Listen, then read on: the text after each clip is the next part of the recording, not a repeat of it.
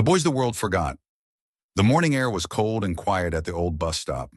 Dust floated through the pale light of dawn as two boys slept on opposite benches, strangers brought together by the same forgotten place. Jay woke first.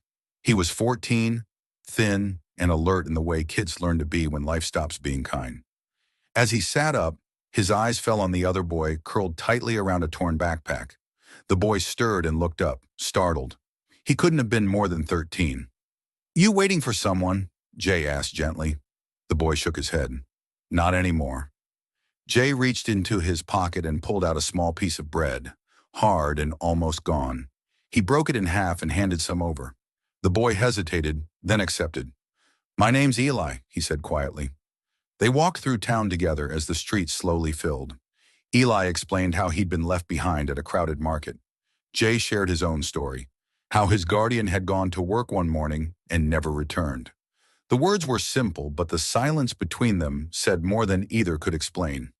People passed without stopping. A shop owner glanced at them and locked his door. By evening, rain chased them into an unfinished building where the roof leaked and the walls echoed. That night, sitting in the dark, they made a promise. "We stick together," Jay said. "Always," Eli replied. The next morning, Eli opened his backpack and showed Jay a wrinkled hand-drawn map. On the back was a single message: follow the river. With nothing else left, they decided to try. They left town and followed the river through tall grass and muddy paths. Hunger slowed them, and fear followed them closely, but laughter still found its way out, especially after a narrow escape from a guard who almost caught them searching for food. One afternoon, an old fisherman watched them from the riverbank. Instead of chasing them away, he offered food and listened. "There's a place upriver," the man said at last, "a home for lost children." A storm caught them that night.